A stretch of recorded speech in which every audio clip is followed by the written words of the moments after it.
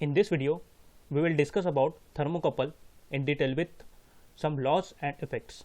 For better understanding of thermocouple, we must have to go through some basic laws. First, we will discuss about law of intermediate temperature.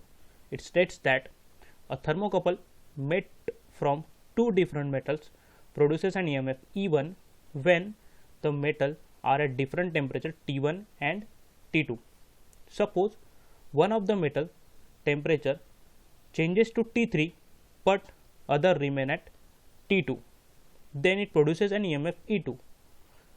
Then the EMF created when the thermocouple is at temperature T1 and T3 will be the sum of E1 and E2.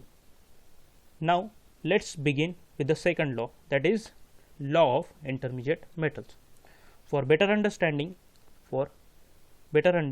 of this, let's consider a normal case when the temperature of thermocouple is T1 and T2 and hence EMF generated is E1. Now if we inserted a third metal into thermocouple, then according to law of intermediate metals,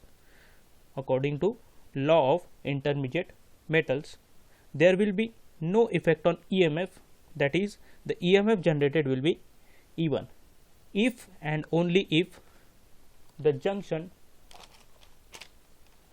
with the third metal are kept at the same temperature. Now there are two effects which are most important for understanding of thermocouple. First, Seebeck effect. It states that if two dissimilar metals join together so as to form a closed circuit, there will be two junctions where they meet each other. If one of the junction is heated, then current flows in the circuit. The amount of current produced depends on the difference in temperature between two junctions and characteristics of two metals.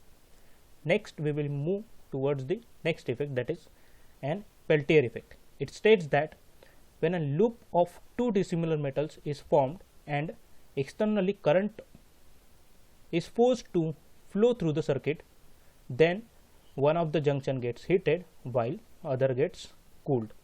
Now we will move towards our main topic, that is construction and working of thermocouple. Let's start with the thermocouple construction.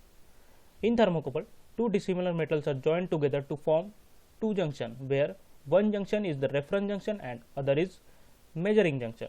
Between two junctions, voltmeter is connected which reads the voltage according to the change in temperature of two junctions.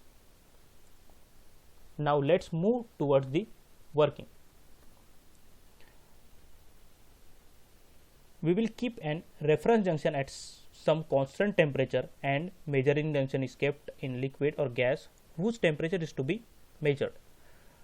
Due to the change in temperature, current starts flowing through the thermocouple. Hence, EMF is induced. As reference junction is at constant temperature, and the EMF induced will be proportional to the temperature of measuring junction, and hence by calibrating the voltmeter with temperature, we can measure the temperature of measuring junction. Now let's move towards the advantages. As thermocouple is made up of two dissimilar metals, hence construction is rigid and also inexpensive. Also, thermocouple does not require any bridge circuit like RTD do, hence construction is easier than RTD. Also, it has good accuracy and reproducibility.